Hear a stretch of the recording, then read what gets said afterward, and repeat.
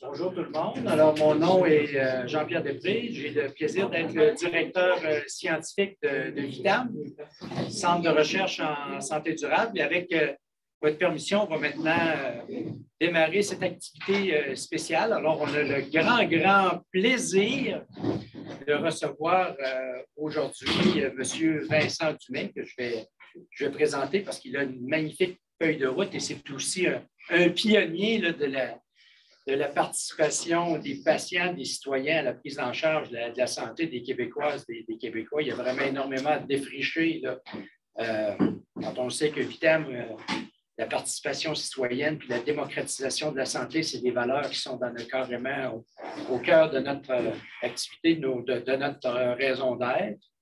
Alors, merci beaucoup, Vincent, d'être parmi nous aujourd'hui. C'est de la belle visite. Et comme je te mentionnais tout à l'heure, il y a des pièces qui t'appartiennent ici. Alors, tu peux venir faire dodo même lorsque tu viens nous rendre visite à Québec. Il faut que tu te sentes chez toi. VITAM étant la maison citoyenne de la santé.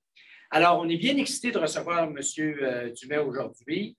Cette activité-là se tient dans le cadre d'une classe de maître que tient le réseau québécois COVID-Pandémie parmi nous. Alors, on est très reconnaissant à l'équipe du réseau de nous avoir contactés pour tenir cette activité. Et par ailleurs aussi, c'est la première activité officielle de la chaire de recherche en santé durable, dont j'ai le privilège d'être co-titulaire avec M. Guy Poulain, qui est parmi nous aujourd'hui, Mme Nadine Arbour et Dr. Catherine Laprise de Chicoutimi. On est très, très fiers de cette chaire-là parce que dans l'histoire de la recherche au Québec, enfin, on a 2 citoyens qui sont co-titulaires d'une chaire de recherche supportée par le Fonds de la recherche du Québec en santé. Alors, la symbolique de ça est vraiment très, très importante. Puis, je vois Vincent qui hoche de la tête. Alors, encore une fois, merci d'être avec nous, Vincent, aujourd'hui. C'est de la belle visite pour nous de parler justement qui tu es, ce que tu as fait, ce que tu continues de faire de façon magnifique. Alors, Vincent est titulaire d'un baccalauréat en finance et d'une maîtrise en sciences de la gestion au HEC de Montréal. Et jusqu'en 2010, il était associé d'une firme de conseil en management. Donc, il a été conseiller stratégique auprès de grandes entreprises, les a aidés à se transformer. Alors, Vincent a eu des expériences personnelles en matière de santé, atteint de 3 maladies chroniques depuis plusieurs décennies et donc grand usager des services de santé. Il s'est engagé activement dans la promotion du concept de patient partenaire. Et cet engagement-là l'a conduit à produire un mémoire de maîtrise, mais aussi énormément impliqué dans la formation des patients, ses actions aux différents organismes communautaires. Et de par la nature de ces activités-là, il est devenu un conférencier extrêmement en demande dans plusieurs colloques, forums nationaux et internationaux. Et en octobre 2010, le CREI a pris la direction du programme patient partenaire de la Faculté de médecine de l'Université de Montréal, ce qui n'est pas rien. Et maintenant, il est directeur des partenariats communautaires à la Faculté de médecine de l'Université de Montréal. Il est directeur patient et co-directeur scientifique du Centre d'excellence sur le partenariat avec les patients et le public, co-directeur de l'axe partenariat de l'unité soutien Québec. J'espère que tu dors à travers tout cela, Vincent. Et il est extrêmement engagé là, dans des interactions avec différentes organisations très importantes, comme le ministère de la Santé et Services sociaux, l'Institut de recherche en santé du Canada, Agrément Canada, la Fondation canadienne pour l'amélioration des soins et des services. Donc, c'est quelqu'un qui est très en demande. C'est un grand bonheur, un grand privilège pour nous de t'accueillir aujourd'hui, Vincent. Alors, il va nous entretenir de la valeur et de la nature des savoirs patients. Merci à nouveau, Vincent.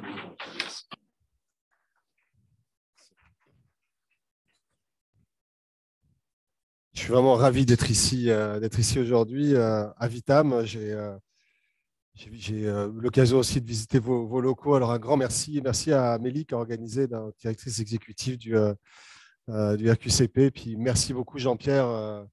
j'ai beaucoup de respect pour le travail que vous faites, ce que vous êtes en train de réaliser ici. Je pense que vous êtes en train de tracer une voie. Alors, la codirection par les citoyens partenaires de votre chaire de recherche a déjà fait un petit à Montréal, puisque mon collègue Antoine Boivin, ça l'a encouragé à nommer Mme Ghislaine Rouly comme co-titulaire de sa chaire de recherche du Canada sur le partenariat avec les patients et les communautés. Donc, je pense que Antoine, ça lui a donné des ailes.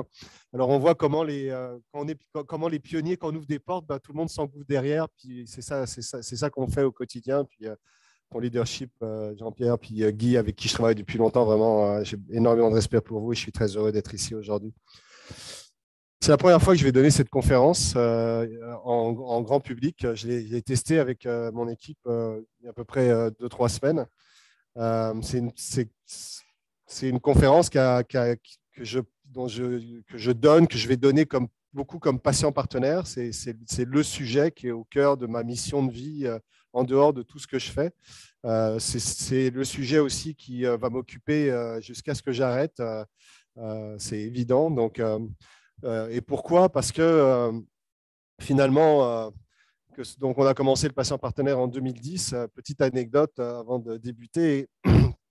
Quand on a présenté avec Jean-Lucien Rouleau, qui était le cardiologue, qui était à la tête, qui était doyen de la faculté de médecine à l'époque, on a présenté au conseil de faculté le premier concept du patient partenaire qu'on avait mis sur quelques feuilles. La première question qui m'a été posée, c'est par le chef du département de chirurgie. Je me rappelle comme si c'était hier. Il s'est arrêté, il a pris la parole, il a dit « C'est bien beau tout ça, mais il va falloir nous expliquer c'est quoi les savoirs d'un patient. » Première question qui a été posée, 12 ans après, ça reste la plus importante à mes yeux. Alors, c'est tout ce que je vais vous amener aussi, je suis beaucoup sur des convictions très personnelles, mais je pense que ce qui reste, ce qui est le sujet essentiel encore, qui reste à défricher, qui reste à mettre de l'avant et à pousser, c'est les savoirs des citoyens en santé, et leur reconnaissance, leur valorisation, leur mobilisation. Et c'est ça qu'on fait au quotidien depuis tant d'années, tous les acteurs du partenariat avec les patients et les publics. Je suis un peu gêné. Peut-être que je dois le bouger avec mon... Ah voilà. Alors l'aventure, je ne sais pas si vous vous rappelez de cette publication du BMJ le 14 mai, on commençait à parler justement de cette question de cette révolution patient. Et je pense qu'aujourd'hui, on est effectivement dans un mouvement que c'est pas nous, c'est pas moi, nous qui l'avons initié. C'est un mouvement qui s'initie, qui est parti depuis très longtemps. Je pense qu'on est arrivé à un point où on a redonné du souffle à ce mouvement-là, tous autant que nous sommes.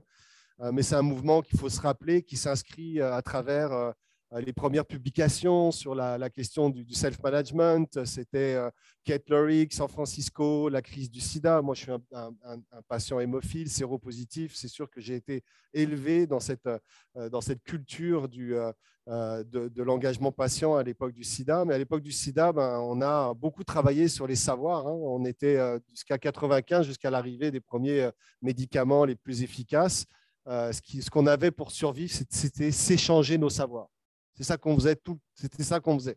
On était assaillis par des maladies qu'on ne connaissait pas, qu'on appelait les fameuses maladies opportunistes reliées à l'infection par le VIH, qui étaient des maladies qui ressortaient des tiroirs, des placards. Et puis, il n'y avait pas vraiment il n'y avait pas de solution. Tout le monde mourait. On avait un taux de décès très important. Mais ce qu'on faisait dans la communauté, ce qu'on a fait rapidement, c'est qu'on s'est parlé, on s'est donné les trucs. On s'est donné les solutions qu'on essayait, qui marchaient pas. Les médecins participaient à ça aussi. Et puis, donc, on s'échangeait. On était conscient qu'on avait des savoirs importants, des savoirs qui pouvaient aider à la survie de certains. Et puis, on se les échangeait. Et c'est ce que Kate Lorick, donc à San Francisco, pour la première fois, elle a observé ça. Je me rappelle, c'est une infirmière, elle est toujours vivante, une grande militante féministe qui observe ça, puis qui commence à théoriser ces approches de self-management, etc., qui vont donner lieu après à plein de choses. Donc, dès les prémices du mouvement, on a au cœur de cette question de fond les savoirs patients, les savoirs citoyens en santé. Moi, je suis un hémophile sévère aussi. Donc ça veut dire que, donc, problématique de coagulation, ça veut dire que j'ai 52 ans, moi je suis né en 1970. L'hémophilie, dans ces années-là, c'était une hémorragie aux 48 heures. Ça commençait à la maison, puis ça finissait à l'hôpital quasiment constamment. Mais la chance que j'ai eue, le privilège que j'ai eu, c'est d'avoir des cliniciens, d'avoir des associations de patients qui m'ont formé très tôt à m'auto-transfuser, à reconnaître les premiers signes des hémorragies, à pouvoir identifier si elles étaient graves ou pas, puis à me donner des solutions de navigation. À 6 ans, j'avais un niveau d'autonomie extrêmement important. Puis tous mes pères hémophiles, on était aussi ça. Donc, à l'époque, je pensais que tout le milieu de santé fonctionnait comme ça. Puis, quand le sida est arrivé et que j'étais plongé dans le monde sida, je suis aperçu qu'on était une exception, en fait. Mais j'ai été élevé dans cette ambiance ou dans cette croyance importante que nos savoirs, le développement de nos savoirs, le développement des savoirs de nos proches était un élément majeur, était un élément clé pour pouvoir à la fois gagner en autonomie, essayer d'avoir une vie normale malgré nos conditions de santé, et puis travailler en partenariat avec nos professionnels de la santé. Donc, cette question des savoirs, de leur mobilisation et comme source vitale d'autonomie et de reprendre du pouvoir sur soi-même, c'est quelque chose que j'ai dans les entrailles depuis que je suis tout petit. Et c'est pour ça, encore une fois, que ça me tient beaucoup à cœur. Et je pense que cette révolution dont parlait le BMJ aujourd'hui et dont on voit les impacts actuellement un petit peu partout dans le monde, c'est une révolution du savoir. C'est une démocratisation des savoirs en santé avant tout. Et ça passe bien entendu par les savoirs citoyens. Le problème là-dedans, vous n'êtes pas obligé de lire toutes les bidules que j'ai mis là. L'acétate est juste un prétexte. Le problème avec les savoirs citoyens en santé et les savoirs patients, c'est qu'on fait face à une véritable oppression épistémique. Alors, une oppression épistémique, c'est des sujets desquels on parle tout le temps, mais qui sont très peu étudiés ou qui ne sont quasiment pas étudiés dans la littérature scientifique traditionnelle. Depuis quelques années, ça change. On a plusieurs chercheurs qui font des publications solides sur la question. Mais si on regarde les publications dans les 20-30 dernières années, il n'y a presque rien spécifiquement sur cette question-là. Donc, en fait, c'est un sujet dont on a beaucoup parlé, mais c'est un sujet sur lequel on a très peu étudié, ce qui donne une idée de l'angle mort qu'on a dans la santé sur cette question si importante. Alors, on tourne autour de plusieurs sujets. Il y a plusieurs thématiques qui tournent autour de cette question des savoirs des citoyens en santé, des savoirs des patients. Mais encore une fois, les premières publications solides ont été faites au Québec et en France de façon très récente. Et surtout, aucune taxinomie, aucune typologie. Donc, aucune base où on peut se dire, c'est quoi les savoirs patients, ça ressemble à quoi, c'est quoi techniquement, de quoi parle-t-on? Et on s'est fait un peu piéger par notre stratégie là-dedans, parce que c'est vrai qu'au départ, quand on a commencé, moi je me rappelle quand on a commencé à la faculté de médecine en 2010, on a utilisé rapidement la notion de savoir expérientiel.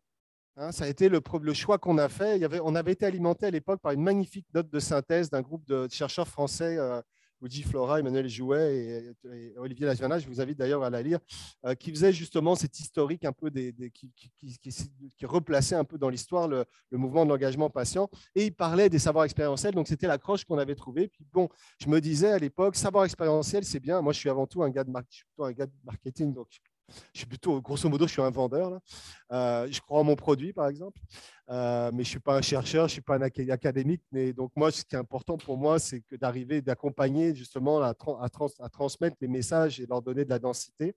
Et bien entendu, quand on a commencé à la faculté de médecine à l'époque, la notion de savoir expérientiel, je la trouvais sympathique parce qu'elle n'était pas menaçante. On n'était pas en train de compétitionner les sacro-saints savoirs scientifiques médicaux. On ne rentrait pas dans le modèle, à l'époque, on était aussi dans le développement en sciences infirmières du modèle de caring. Puis dès qu'on est arrivé là-dedans, on a été vu aussi un peu comme, bon, qu'est-ce qu'ils viennent faire avec le patient partenaire alors qu'on est en plein développement de ce modèle-là. Donc, on ne voulait absolument pas être considéré comme une menace parce que ce n'était pas ça. On ouvrait un champ d'expérimentation. Et finalement, savoir expérientiel, c'était pas mal. C'est ça, du savoir expérientiel. Là, on n'était pas forcément obligé de bien les définir. Au moins, on mettait un nom sur la chose. Et puis, on savait que ça allait passer. Puis finalement, ça s'est passé comme ça. Finalement, tout le monde a commencé à utiliser la notion de savoir savoir expérientiel, il y a eu des recherches sur les savoirs expérientiels, etc. En sachant bien quand même que la notion de savoir expérientiel, c'est bien entendu pas de la juridiction uniquement des patients. Les médecins ont des savoirs expérientiels, tout le monde a des savoirs expérientiels. Alors, c'est plus un qualificatif sur une forme de savoir plutôt qu'un savoir qui caractérise particulièrement les savoirs patients. Et puis, au cours des années, ça a commencé à m'énerver un peu, cette affaire-là des savoirs expérientiels. Et puis, il y a 2-3 ans, j'étais par Zoom à l'époque, c'était pendant la pandémie. Je participais à une conférence en France. Puis vous savez comment les Français adorent réinventer tous les mots avec des sémantiques toujours plus compliquées les unes que les autres. Et là, j'ai vu que pour ne pas parler des savoirs expérientiels, puis pour faire leur donner leur identité, ils commençaient à parler de savoir hybride. Et là, je me suis dit, non, ça suffit. Là, c'est quoi? On va partir, on va se retrouver avec une espèce des synonymes ou des choses. Et en bout de ligne, on ne règle pas la vraie question. On ne se concentre pas sur la véritable chose. C'est de quoi parle-t-on quand on parle de savoir patient? Moi, j'ai des savoirs en tant que patient hémophile séropositif que je cultive depuis 52 ans. Et ce n'est pas vrai que c'est juste des savoirs expérientiels. Ces savoirs-là sont constitués de beaucoup de choses et des choses qui sont de l'ordre de différentes ordres, de différentes natures. Et il est extrêmement important, encore une fois, de travailler et de bien les comprendre. Je vous rappelle que ce fameux modèle du partenariat de soins où on a sorti le patient du centre et on l'a mis à l'intérieur de l'équipe de soins. Ça a été important au départ dans ce qu'on a appelé le modèle de Montréal. En passant, le modèle de Montréal, je suis à Québec, je ferais quand même à le spécifier. Ce n'est pas nous qui nous sommes proclamés le modèle de Montréal. Donc, non, pas du tout. Le modèle de Montréal, il nous a été donné aux États-Unis lors d'un think tank auquel on a participé sur l'engagement patient à l'époque de l'implication d'Obamacare. Et c'est des publications américaines qui ont parlé du Montreal Model parce que c'était comme ça qu'ils nous ont appelés au départ. Donc, je veux juste le dire. Là, si on avait pu s'appeler autrement, on serait appelé autrement. Mais c'est vrai qu'on a perdu un peu le contrôle là-dessus. Et puis, je veux juste le mettre. Mais bon, le modèle ce qu'on appelle le modèle de Montréal, c'est aussi ce fameux schéma où on est sorti finalement du paradigme des approches centrées qui étaient orientées sur les besoins des patients et qui n'étaient pas, quand je dis ça, je ne les critique pas, hein, je pense que c'était un passage obligé du paternalisme aux approches centrées qui focalisaient sur les besoins.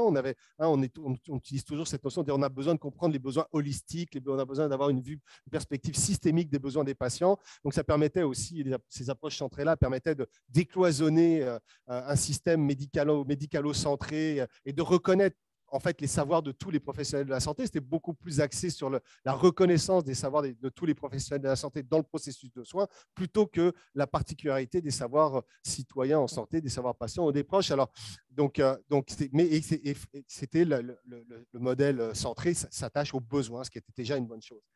Quand on a amené ce modèle-là, où on a dit, OK, le patient, on le sort et on l'amène dans le cercle, là, c'est que la première chose qu'on a dit, c'est qu'en faisant ça, on le considère comme un acteur de soi. Donc, on considère qu'à travers la vie avec la maladie, on n'est pas juste des gens qui sommes pris en charge, on n'est pas juste des gens qui subissons une maladie. Oui, effectivement, dans la maladie, il y a de la souffrance, il y a de la douleur, il y a des deuils, mais c'est aussi un processus émancipatoire.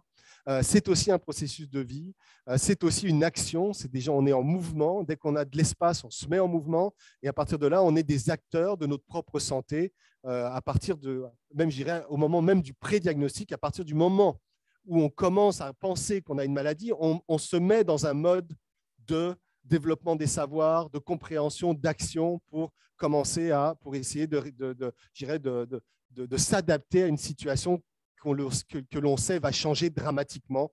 Et finalement, c'est un processus d'adaptation. Donc, autour de cette question de ce modèle de soins du partenariat, c'est la reconnaissance du patient comme un acteur de soins, c'est la reconnaissance du patient, bien entendu, comme personne possédant des savoirs et des compétences qu'il est nécessaire de développer, que dans le processus de soins, bien entendu, ce n'est pas juste un processus curatif, c'est aussi un processus de développement de l'autonomie des personnes. Et puis, bien sûr, qu'à ce titre-là, il est membre à part entière de l'équipe de soins. Et je salue d'ailleurs Agrément Canada qui a modifié il y a 2 ans à peu près la définition même de l'équipe de soins. Aujourd'hui, les patients sont considérés comme membres à part entière des équipes de soins qui les soignent, donc qui les accompagnent. Donc, on est là-dedans. Et donc, ça veut dire quoi? Ça veut dire que moi, je lutte beaucoup contre cette image où on parle qu'un patient, c'est quelqu'un qu'on doit motiver à apprendre, qu'on doit motiver à développer des savoirs, qu'il faut qu'on accompagne dans ce processus-là. Non.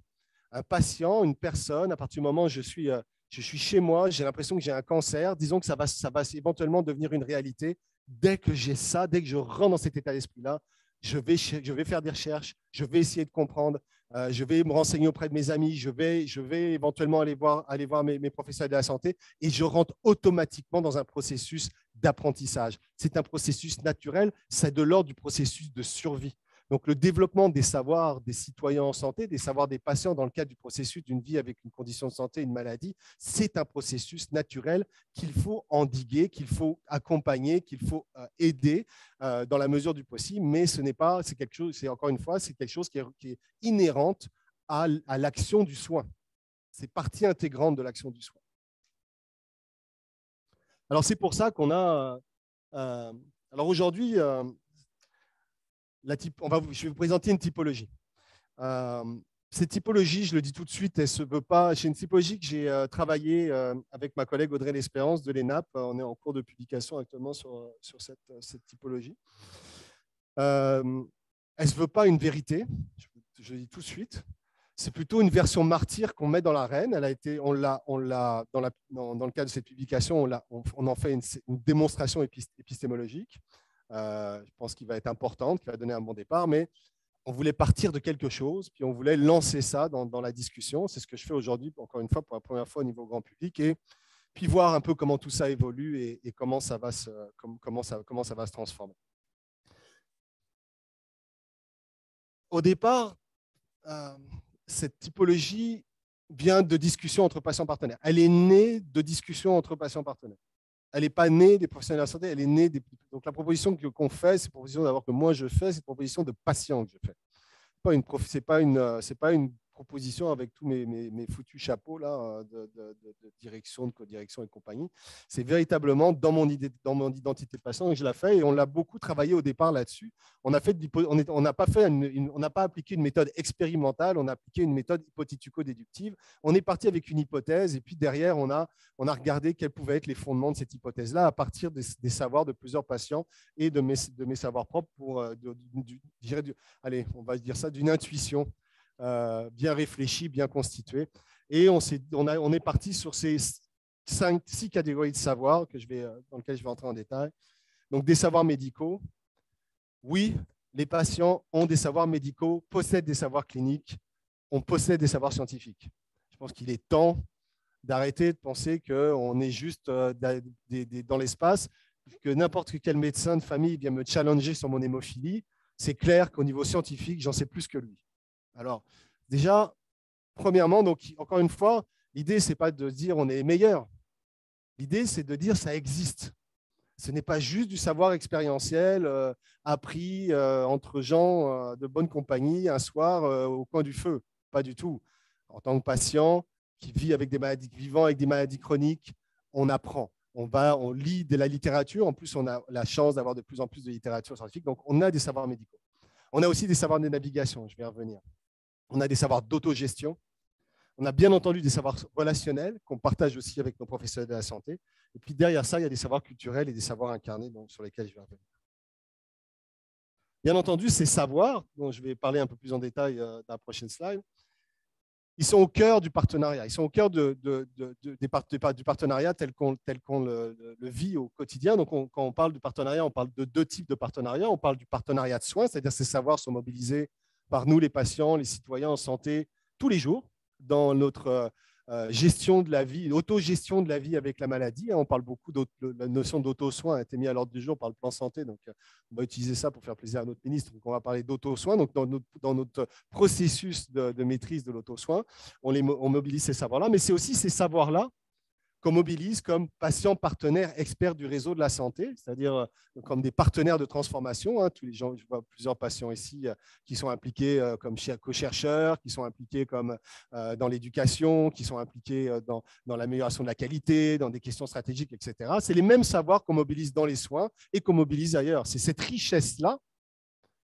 que finalement le système vient mobiliser, vient intégrer à l'intérieur de son évolution.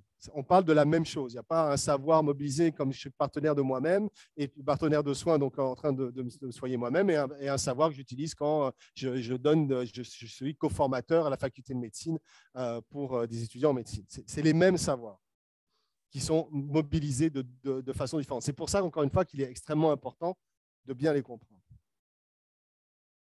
Alors, donc comme je disais tout à l'heure, la première catégorie qu'on propose, c'est les savoirs médicaux. Donc, c'est bien entendu, c'est des savoirs qui portent sur les causes, les mécanismes psychologiques de la maladie, les symptômes, les options thérapeutiques, les types de traitements, etc., etc. Toutes ces discussions qu'on a sur une base régulière, encore une fois, quand on est des patients inscrits dans une maladie chronique, mais aussi quand on est des citoyens, pas considérés encore officiellement de façon, mais on se comprend bien qu'une mère qui arrive à l'urgence avec sa fille qui a une otite, et sa fille a déjà eu 10 otites et elle arrive à l'urgence, ce n'est pas la même personne que la mère qui arrive à la même urgence la première fois.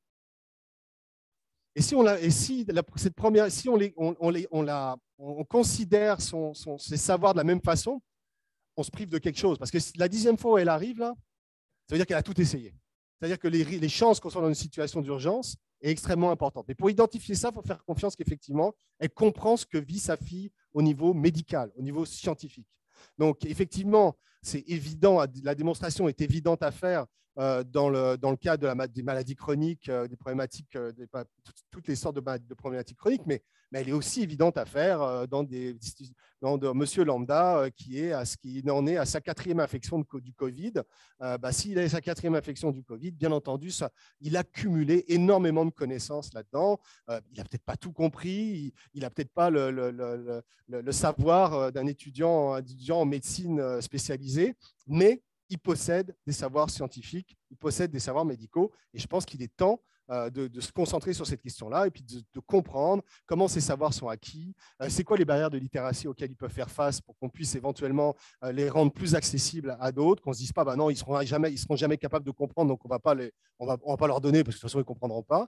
Alors que moi, j'ai été un militant SIDA à Montréal, j'étais avec des populations extrêmement vulnérables et j'ai vu des gens avec des faibles niveaux d'éducation qui étaient tout à fait capables de comprendre des mécaniques scientifiques importantes pour leur choix de traitement, et Dieu sait si c'était complexe à l'époque, tout simplement parce qu'on avait trouvé les mots, parce qu'on s'est changé ça entre patients, etc., etc. Donc bref, ces savoirs médicaux sont là, il faut qu'on se concentre davantage dessus, il faut qu'on comprenne mieux comment on peut aider les patients à les acquérir et quelles sont éventuellement les barrières d'apprentissage de ces savoirs. On a des savoirs de navigation, on en a en masse. Plus le système est dysfonctionnel, plus on a des savoirs de navigation. On est sorti de la Covid avec une croissance exponentielle de nos savoirs de navigation. C'est ces savoirs-là qui sont mobilisés en amélioration de la qualité. Quand on amène des patients, vous avez tous certainement été, certains d'entre vous ici, patients partenaires, c'est ça qu'ils utilisent. Parce que nous, d'abord, parce que ces savoirs-là sont systémiques, c'est-à-dire qu'ils s'attachent à un parcours de vie, ils ne sont pas attachés à des silos hospitaliers. Donc, c'est d'une richesse infinie, parce que finalement, quand on est mobilisé dans des démarches d'amélioration continue de la qualité, qu'on mobilise ces savoirs-là, on est les seuls à avoir cette vue-là. On est les seuls à voir les problématiques de navigation à l'intérieur de l'hôpital, entre l'hôpital et dans les zones de transition, dans notre communauté. On a tous ces savoirs-là. Ça, c'est une richesse énorme. On se demande, vous imaginez quand même que les systèmes de santé se sont définis pendant des décennies en se privant de ces savoirs-là, qu'on est les seuls à posséder. Et ces savoirs-là sont aussi importants de reconnaître qu'ils sont là. Et c'est aussi important de reconnaître qu'il faut les consolider. Pourquoi ? Parce qu'actuellement, en termes de politique publique, toutes les réformes de santé sont des réformes d'optimisation de l'offre de services. Comment on peut presser le citron toujours davantage ? Alors que le vrai défi, c'est que c'est l'augmentation de l'intelligence collective, notamment notre capacité à faire des choix d'accès éclairés et pertinents. Il est vendredi midi, je suis un patient hémophile, j'ai un problème de santé. Est-ce que je dois vraiment aller à l'urgence? Est-ce que je ne dois pas y aller? Est-ce que je peux attendre le lendemain? Est-ce que je peux m'auto-traiter? Mais pour arriver à avoir ce raisonnement-là, il va falloir m'aider. D'abord, il va falloir m'aider à comprendre le système, mais il va aussi falloir m'aider à avoir une base de connaissances médicales suffisante pour pouvoir avoir développé cette espèce de capacité. Alors, encore une fois, hein, ces savoirs cette catégorisation est très imparfaite parce que ces savoirs-là ne sont pas coupés au couteau comme ça, hein, bien entendu, ça chevauche. Mais on a aussi, bien entendu, dans cette même ordre d'idées, des savoirs d'autogestion, c'est-à-dire des savoirs d'auto-évaluation. Oui, on s'auto-diagnostique en permanence. Et on sort de la Covid en tant que population encore plus hypocondriaque que jamais. Hein, déjà, on est très hypocondriaque parce que, bon, avec on est quand même assailli, c'est pour ça qu'il faut parler de santé durable de plus que jamais, parce qu'on est quand même assailli par les maladies, hein, on est assailli par les maladies auto-immunes, on est assailli par les cancers, etc. Donc, on est un peu paranoïaque et on a raison de l'être. Donc, on est tout le temps en train de s'auto-diagnostiquer. On ferait un sondage ici, on prend la dernière semaine, je suis sûr que vous êtes au moins une fois auto-diagnostiqué sur quelque chose. Donc, ça veut dire que vous avez paniqué sur un bidule, vous avez été vérifié, peut-être même vous avez été voir votre médecin, vous avez parlé à quelqu'un à côté, vous avez parlé à vos amis, vous avez créé tout un écosystème pour vous auto-évaluer. Alors, et puis, bien entendu, cette question d'auto-évaluation-là, elle se fait en amont de façon très simple, comme je viens de le dire. Mais pour des patients très expérimentés, ça va jusqu'à ce qu'on appelle des savoirs incarnés, c'est des savoirs sensoriels. Alors, il y a par exemple une littérature incroyable sur ce qu'on appelle les savoirs sentinelles qui rentrent dans ces savoirs incarnés. C'est-à-dire qu'on a remarqué qu'en diabète, par exemple, en hémophilie, les patients sont capables de détecter l'arrivée d'une problématique avant même d'en sentir les symptômes. C'est-à-dire qu'à un bout d'un moment, on a une telle capacité de connaissance de notre corps et de notre biologie qu'on a des systèmes d'alerte, d'autodiagnostic innés quasiment qui font partie de nos ressentis physiques, émotionnels, etc. Et c'est vrai aussi en santé mentale, on est capable de voir que d'un seul coup, il y a quelque chose qui bascule, etc. Donc, ces savoirs d'autogestion, ces savoirs d'autodiagnostic, d'auto-évaluation sont vraiment aussi extrêmement développés chez la plupart des patients atteints de maladies chroniques. Et finalement, on a des savoirs relationnels. Donc, on a effectivement des savoirs, des capacités à rentrer en relation avec nos professionnels de la santé, avec nos systèmes. Encore dernièrement, on avait une discussion sur l'amélioration des relations à l'intérieur des hôpitaux. Puis on disait, n'oubliez pas que le relationnel, ce n'est pas juste avec les professionnels de la santé, mais c'est aussi avec les technologues en radiologie, c'est aussi avec les personnes à l'administration quand on a un problème. Donc, on est tout le temps dans un univers relationnel. Au même titre qu'on développe des savoirs d'autonavigation, on développe aussi des grandes capacités relationnelles qui sont d'adaptation à des environnements très différents. On va rencontrer un cardiologue, un cardiologue, c'est pas la même chose que de rencontrer un orthopédiste, c'est pas la même chose que de rencontrer une infirmière spécialisée, c'est pas la même chose que de rencontrer une psychologue. On fait face en fait à une multitude, de défis relationnels qui demandent beaucoup d'intelligence émotionnelle, on en parlait tout à l'heure, et qui sont aussi des savoirs extrêmement importants. D'ailleurs, et c'est ces savoirs-là, alors la posture qu'on a prise à la faculté de médecine de l'Université de Montréal en matière de mobilisation des patients partenaires dans la formation des étudiants en médecine depuis le départ, c'est qu'en fait, ils ne forment pas sur leur maladie. J'espère qu'un jour, ils le feront, mais ils ne le feront pas dans une optique où ils vont témoigner, mais dans une optique où on va reconnaître qu'ils ont des savoirs médicaux et qu'ils sont capables d'y contribuer. Ce jour-là, éventuellement, ils vont y participer. Il faudra encore définir sous quelle forme ça peut se faire. Mais nous, c'est vrai que ce qu'on a développé depuis le départ, c'est des patients qui co-forment sur des expertises reliées à la relation de soins, la communication, la collaboration, l'éthique, le professionnalisme. Pourquoi ? Parce que ce sont des compétences qu'on partage. C'est-à-dire que Jean-Pierre ne peut pas développer ses compétences relationnelles sans ses patients. Il les développe avec ses patients. Ce n'est pas l'infirmière qui communique avec son patient. C'est l'infirmière et le patient qui communiquent ensemble. Donc, on a deux personnes. Hein. Là aussi, on a souvent appliqué une vision très paternaliste qui a fait en sorte qu'on a occulté aussi que ces savoirs relationnels, vous prenez des patients qui vivent avec la maladie depuis longtemps, on a une capacité d'adaptation relationnelle hors du commun. Alors, on peut nous mettre des petites pancartes en disant qu'ici, la violence n'est pas acceptée, mais ça n'empêche quand même qu'on est capable d'en anticiper et d'en gérer beaucoup des situations, des fois, de violence relationnelle.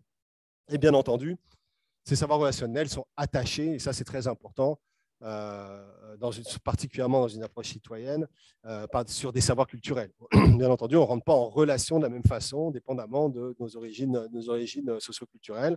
Et donc, il y a une variété de capacités. Et encore une fois, ça, c'est vrai pour les professionnels de la santé, autant que pour les patients. Donc, c'est la typologie qu'on met de l'avant, que je mets de l'avant aujourd'hui, que je jette aux discussions et aux réflexions. Encore une fois, elle est très imparfaite. Elle ne se veut pas une vérité du tout. Elle est là pour lancer le débat, lancer les questions et, et voir un peu qu'est-ce qui va ressortir de tout ça. Voilà. Ce que vous avez trouvé dans la littérature, il y a des littératures très intéressantes qui ont été faites, notamment sur plus la nature de ces savoirs. Est-ce qu'on parle de savoir tacite? Est-ce qu'on parle de savoir explicite? Est-ce qu'on parle justement de savoir expérientiel? Si on ne parle pas de savoir expérientiel, de quel type de savoir? Donc, on est sur un autre angle un peu de savoir qui est tout aussi important quand on parle de la nature de ces savoirs-là. Donc, comme je le disais tout à l'heure, aujourd'hui, quand on parle de pourquoi ces savoirs sont importants dans un système sous haute pression, excusez-moi, j'adore faire des animations, mais des fois je rate des petits bidules. C'est parce que on a une offre, on a une offre de service qui est effectivement en surcharge. Puis cette aspect est importante parce que je pense qu'ici, avec l'approche citoyenne que vous avez utilisée, et très honnêtement, nous allons vous copier, je l'annonce tout de suite, nous vous copions déjà d'ailleurs, nous allons vous emboîter le pas sur cette approche-là. Donc, vous avez eu un leadership très clair ici à l'Université Laval. Je salue l'obsession de Guy sur la question des citoyens partenaires plutôt que des patients partenaires. Encore une fois, l'un n'exclut pas l'autre. Les patients sont des citoyens, mais c'est vrai que la notion de citoyen vient élargir les choses et davantage dans cette perspective-là. Donc, effectivement, aujourd'hui, comme je disais, on est très, très orienté sur l'offre de service. Encore une fois, on regarde les politiques de santé, on regarde les problématiques à l'urgence. On va toujours sortir avec, il va falloir regarder comment on libère des lits à l'étage pour s'assurer qu'on va pouvoir accepter plus de personnes à l'urgence. Enfin, toujours dans cette question d'optimisation. Ce qu'on propose finalement dans une perspective, et c'est ça, je pense, c'est quelque chose, bien entendu, que nous partageons aussi, de citoyens, de trajectoire, on est dans une perspective de trajectoire de vie du citoyen partenaire de soins. Ce qu'on propose, nous, ce n'est pas forcément d'agir sur l'offre, on est plutôt des expertises de l'intelligence collective et je dis de la demande. C'est-à-dire qu'on joue sur quoi? L'auto-soin. Imaginez si on disait, OK, on gèle l'offre pendant un moment, là, on va installer l'agence, c'est la nouvelle agence, très bien, parfait, ça vient finir la réforme Barrette. Je pense qu'il y a des choses qui sont nécessaires dans ce qui est en train de s'implanter. Excellent, on ferme ce livre-là et on devrait avoir quelque chose de niveau fonctionnel qui tient la route. Super. Mais maintenant, si on travaille dans la demande et qu'on mise sur les savoirs citoyens et qu'on mise sur l'intelligence collective, on va miser sur ces leviers-là. Capacité d'auto-soin des patients. On a vu que c'est inscrit dans le plan santé. On va voir comment ça va se faire, comment ça va se mobiliser. Il faut des vraies stratégies pour arriver à effectivement intégrer des processus d'apprentissage solides, sérieux à l'intérieur des processus de soins. Le soutien à l'approche aidance. On sait qu'il y a un grand projet ministériel, un grand plan ministériel actuellement sur la question. On va voir ce que ça va donner, mais on ne peut que le saluer. Effectivement, on se rappelle du rendez-vous raté de Régent Hébert, du ministre Hébert à l'époque, qui poussait beaucoup dans ce sens-là, puis ça a été comme abandonné pendant plusieurs années, mais là, on revient avec ce même plan. Donc, l'approche aidance, effectivement, le renforcement de ces capacités-là. Les communautés, les organismes communautaires. Donc, ça, c'est quelque chose que vous faites, que l'Université de Sherbrooke depuis longtemps. Les organismes communautaires, c'est eux qui aident le développement des savoirs des personnes les plus vulnérables de notre société. Donc, en les renforçant, forcément, on va renforcer aussi les capacités des populations vulnérables à pouvoir également gagner en autonomie, gagner et faire des choix de santé éclairés, etc. Il faut absolument les soutenir. C'est quand même incroyable. Donc, je suis directeur des partenariats communautaires à la Faculté de médecine depuis quelques temps. Donc, je suis très, très concentré sur la qualité de l'engagement communautaire avec nos partenaires qui sont impliqués dans nos programmes de médecine. J'en ai visité beaucoup depuis quelques mois. Et je n'étais pas revenu dans le monde communautaire depuis mon militantisme SIDA, c'est-à-dire que j'ai quitté en 94-95, à une époque où on sortait en 95, les antiprotéases arrivent, on sort de la crise SIDA. Et au moment où on sort de la crise SIDA mortelle, pas de la crise SIDA en général, mais de la mortalité de la crise SIDA, qu'on a une pilule qui fonctionne, retrait du financement, une grande majorité des organismes SIDA à Montréal ont disparu. Ceux qui sont restés ont été financés principalement par du pharmaceutique qui s'est substitué au truc, qui n'est pas forcément, je ne dis pas ça de façon négative, c'est juste que c'est la réalité de ce qui s'est passé. Et là, je me rends compte qu'on a vécu une crise sida. On a dit, waouh, les organismes communautaires à Montréal, on a dit super, heureusement que vous étiez là, vous étiez le dernier filet, etc. C'est vous qui avez soutenu la population. Puis on se retrouve aujourd'hui avec des organismes communautaires qui sont plus fatigués que jamais. On n'a toujours pas réglé la question du financement de leur mission. On est toujours dans des espèces de financement par projet qui les tient comme sur respirateur artificiel avec une reddition de comptes épouvantable, etc., etc. Donc, on est très, très faible à ce niveau-là actuellement. On est très fort parce qu'on a des missionnaires sur le terrain qui s'engagent de façon incroyable, même s'ils ont peu de moyens, même s'ils ont peu de ressources, et qui jouent justement ce rôle, encore une fois, d'accompagner les personnes les plus vulnérables, mais aussi de les aider à gagner en autonomie. Bien entendu, donc on a vu dans le projet de loi, il y a pas mal d'éléments sur les organismes communautaires. J'ai eu du mal un peu à décrypter exactement ce que ça allait avoir comme conséquences pratiques, mais il y a tout un volet sur la reconnaissance des organismes communautaires, mais je laisse en suspens. C'est une partie que j'ai hâte de voir comment ça va être.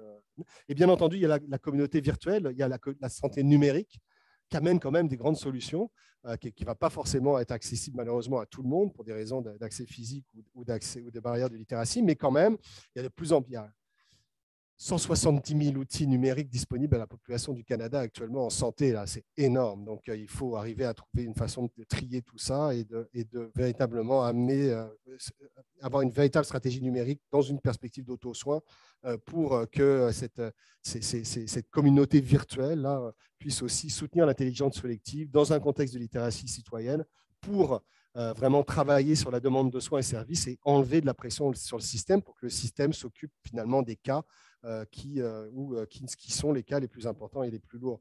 Donc, je pense aujourd'hui que tout ce qu'on fait à Vitam, au Centre d'excellence, ailleurs, en matière de partenariat citoyen, communautaire, patient, c'est une des grandes solutions pour la survie du système de santé. Si on arrive véritablement à optimiser ces grands leviers-là, on va faire une différence importante sur le reste. Et c'est pour ça que les savoirs patients sont tout aussi importants. Je vais finir sur cet acétate-là. Je vais rendre disponible la présentation. Il y a d'autres acétates derrière, vous pouvez les découvrir. Il y en a 2 autres, mais je vais m'arrêter là pour laisser la place aux questions. En misant sur ces questions-là, sur les impacts justement de travailler en partenariat, mobiliser les savoirs patients, etc., à différents niveaux, si on regarde un peu les études qui sortent depuis une dizaine d'années, on est toujours là. On a mis de pression en disant oui, c'est bien beau tout ça, mais est-ce que c'est efficace? Est-ce que ça marche? Est-ce que vous avez des impacts sur les résultats finaux? Est-ce que ça change les choses? Et là, on commence à avoir des résultats intéressants. Alors, si on regarde un peu tous les résultats qu'on a, on sait que ces approches vont avoir, bien entendu, un impact sur l'amélioration de l'accès, va avoir aussi un impact sur l'augmentation de l'efficience clinique, un impact sur la performance organisationnelle, en faisant la démonstration qu'avoir des approches humanistes, ce n'est pas forcément contradictoire avec la performance, ce qui est quand même une super bonne nouvelle.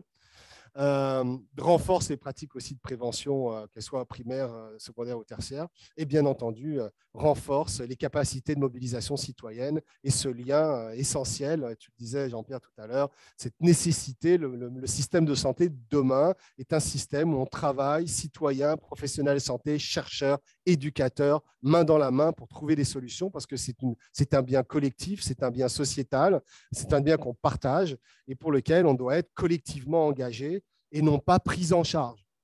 Il faut qu'on soit tous responsabilisés par rapport à la santé de notre système, à la santé de l'ensemble des soignants, incluant les patients et leurs familles, qui sont aussi des soignants. Et à partir de ce moment-là, on va véritablement, je pense, changer les choses. Et encore une fois, c'est pour cette raison qu'il est temps qu'on sorte un peu du placard avec les savoirs citoyens en santé, les savoirs patients, et qu'on ait de plus en plus de chercheurs qui s'intéressent à ce sujet-là, qui reste encore le défi principal des pratiques de partenariat. Merci beaucoup, c'est tout ce que j'avais à vous dire.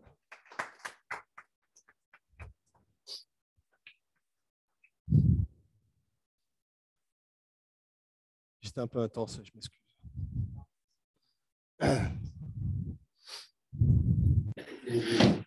Présenté avec une démonstration implacable et aussi, encore une fois, démontre toute la richesse de la réflexion. Alors, bravo à toi et bravo à tout ce beau monde que tu as mobilisé depuis plus d'une décennie.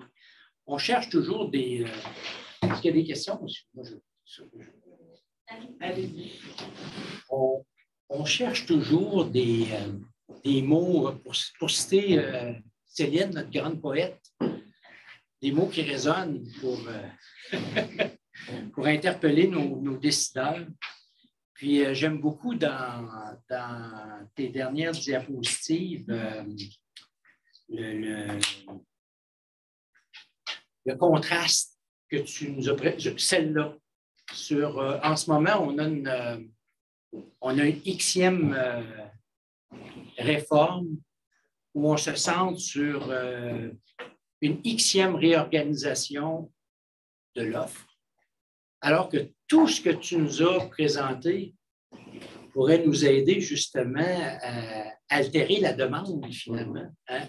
Puisque cette appropriation-là, non seulement de la gestion de la maladie, mais tu as été gentil de citer Guy, là, avec l'implication citoyenne aussi, parce que la santé, c'est plus que la gestion de la maladie. Bien, ça peut être une façon aussi si on mettait les projecteurs sur comment justement modifier la demande, on aurait moins de pression sur l'offre. Je trouve que ta façon de présenter ça, parce qu'on cherche parfois des choses très, très simples, tu sais, des phrases très, très simples. Je trouve que c'est un... Et ça, l'as-tu testé un peu auprès de tes interlocuteurs? Je commence à le tester de plus en plus. J'aime beaucoup ça. Je commence à le tester de plus en plus et je vois qu'il y a une bonne réponse. J'ai pris le temps beaucoup pendant Amélie, c'est bien. J'ai pris le temps pendant les fêtes de Noël. J'ai voulu prendre un peu un retour en arrière ces derniers temps. Puis je trouve que tout le mouvement qu'on incarne, on a fait beaucoup de travail à l'intérieur du système. Ce qu'on fait est connu, comment ça on est soutenu. Mais le grand public ne connaît pas assez encore. On a du mal avec le message du grand public pour faire connaître ce qu'on fait au grand public qui n'a pas, heureusement, qui n'a pas eu le bonheur de rentrer trop profondément dans le système de santé. Et donc, c'est beaucoup dans cette logique-là. Je l'ai fait aussi, à un moment, je me suis assis, puis je me dis, et je ne veux pas me présenter en politique, mais je me suis dit, si on devait mettre les éléments qui sont là dans un programme politique, c'est-à-dire qu'on doit discuter avec des politiciens, qu'est-ce qu'on leur dirait? Je fais ce speech-là au cabinet au mois de décembre. Comment on amènerait ce qu'on fait tous là dans une perspective de politique publique. C'est-à-dire que moi, je serais en posture aujourd'hui, je dirais, OK, l'offre, c'est bien, on fait ce disons, finissons la réforme, puis allons jusqu'au bout. Mais moi, parce que ça coûte pas cher. Le dollar que tu investis ici, les retombées que ça va avoir versus le dollar aujourd'hui que tu investis ici, qui est une grosse machine. 60 milliards, la modique somme de 60 milliards. Mais 60 milliards ici, tu viens de régler tous les problèmes, tu viens de régler un paquet de problèmes en amont. Puis surtout, ce que tu viens de faire, c'est que tu viens de redonner à ta population la capacité de prendre soin d'elle-même. Puis je m'excuse, mais ce n'est pas quelque chose qu'on aurait dû forcément déléguer à un système. On y a cru, parce que c'est vrai que dans les années 50-60, on nous a vendu, et on y a cru, le modèle biomédical qui allait répondre à tout, etc., qui a donné naissance au système hospitalier qu'on connaît aujourd'hui. C'était un beau rêve, c'était un beau fantasme, mais bon, c'est un échec dans sa forme actuelle. C'est pour ça qu'aujourd'hui, il faut arriver à avoir des politiques de substitution, mais c'est comme si on reste sur le même modèle, d'ancien modèle, on va l'optimiser, mais c'est compliqué là, tu sais, et que cette partie-là, qui est pourtant un levier majeur, le plus bel exemple, c'est les organismes communautaires. Comment ça se fait? Imaginez le faible montant d'argent qu'on doit investir aujourd'hui dans la mission des organismes communautaires pour les rendre viables et démultiplier leurs capacités. C'est ridicule. Donc, c'est dans cette optique-là que je l'ai beaucoup fait.